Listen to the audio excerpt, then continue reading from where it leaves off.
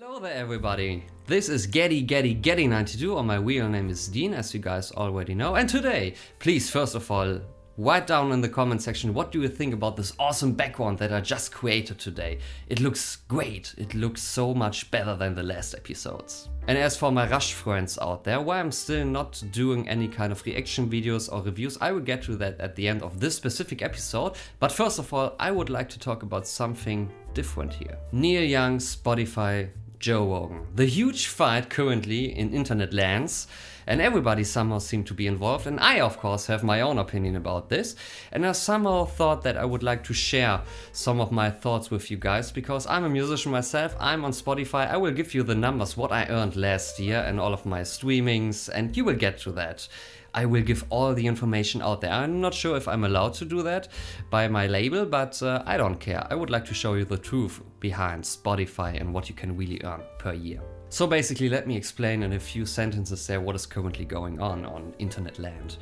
So Joe Rogan, you might know this guy, he is a podcaster and he usually uploads podcasts with great people. Overall, he uploads podcasts with great people, he's interviewing them constantly for at least 2 hours, maybe 3-hour shows. But somehow Joe Rogan tends to invite some people who are kind of like racist or who have different beliefs, especially when it comes down to COVID-19, but he still shares this enjoyment with all of us when he's uploading these kind of like weird episodes actually.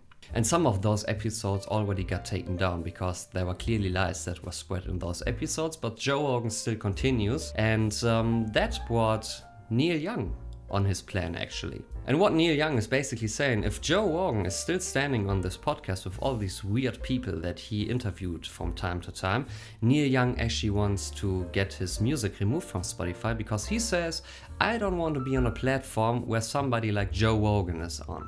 And from a certain point of view, I can totally understand that. Even I actually don't want to publish my music on a platform actually where racists maybe. So I get that. But I thought about that actually Neil Young is doing this for clearly marketing reasons. It has nothing to do actually with his clear political views maybe. And I will tell you why he is lying about that. So if you happen to be on internet lands these days, there are a lot of platforms. It has Twitter, Facebook, TikTok, YouTube, where we are just currently in, Spotify, and all those different kind of streaming services that are around the country, or especially around the whole world. Neil Young actually really said that he doesn't want to be on a platform where probably racists are on. I made some searches regarding Neil Young's internet history, and Neil Young has a Twitter account. And Twitter, and you all guys know that, is a melting point for lies, because there's almost no restriction there going on.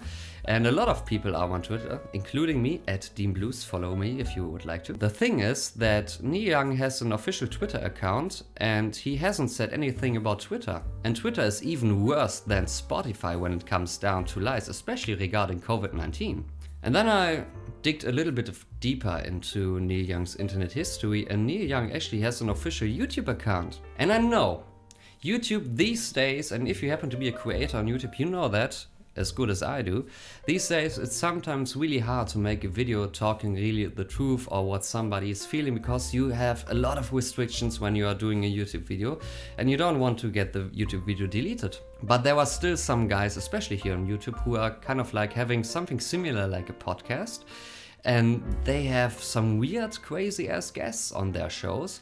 And I haven't heard Neil Young talking about his official YouTube account. That actually gets me into thinking that I can totally understand that Neil Young actually says that his music wants to really get deleted from Spotify. But what about the other platforms where he's clearly on and active from time to time? I mean, there's YouTube, there's Twitter, melting pots full of lies. But he still has to be around on these platforms, so I don't get it, Neil. I really don't get it. If you want to get your stuff removed completely from those crazy dangerous platforms, do it completely, not do just one thing, because at the end of the day, I do sense in some way that this is just a marketing thing there. that is my opinion, guys. Please feel free to share your opinions about this one, but thinking about only Spotify and leaving out Twitter and YouTube especially, I do sense there are some lies involved there. But I don't want to get into politics there, but I wanted to share actually with you guys of what I'm actually earning as a minor artist and what advantage it actually is if somebody like Neil Young is disappearing from Spotify, for example. As you can see now on the screen, I just shared my top 10 countries where my music got actually streamed in the last 12 months. And you can see on number 1 Germany, because I am in Germany, I got 4,993 streams, which ended up in 14 euros and 27 cents. And in total, I made roughly about 11,000 streams with a total income of 26 euros. So I actually made a little bit of money there, but not that kind of money. So it's actually, again, not a money thing there that is actually involved there. So Neil, you're leaving your hard ground there. I don't trust you. I can't trust you. So at the end of the day, I'm really welcoming the thing that Neil actually wants to delete his music on Spotify, because this gives smaller artists, maybe like me, maybe like some other bands who have like 20,000, 30,000 followers, that gives them actually a chance to get into that kind of like random things there when it comes down maybe for the recommendations. Because actually today, and this is the thing that I really want to point out there, please major artists, please leave Spotify to give us minor artists or unsigned artists a chance. I was listening today to some recommendations after I finished listening to an album, and I found a really cool artist whose name is Jeff Brinkman, and he has roughly about 60 monthly listeners, and so nobody knows him actually. And he, I think, published his last record in 2013 called Strange. And that is just an awesome, phenomenal album. And maybe there's a chance with all the major artists re-signing from Spotify, a lot of more recommendation music will come to you with smaller artists. And I really can encourage you to listen to Jeff Brinkman, because he really nails it. He has kind of like a Dave Matthews Band voice there going on, and I'm really in love with his stuff. And maybe I would have never met him digitally via my recommendations if somebody like Neil Young would be still on the platform, because there could be a slight chance that Neil Young would pop up in my recommendations, but I'm so glad that Jeff Brinkman was brought up in my recommendations. So at the end of the day, please think about the statements of Neil Young, and please put it into the perspective actually of that he still has a Twitter account, that he still has a YouTube account, and that only from my feelings there, he's doing that as a marketing reason. There is no truth behind it if you look at all the other social media accounts that Neil actually owns there. So that's it for today, guys. And as for my Rush community, as promised, my computer is still damn broken. I can only do currently these kind of videos here.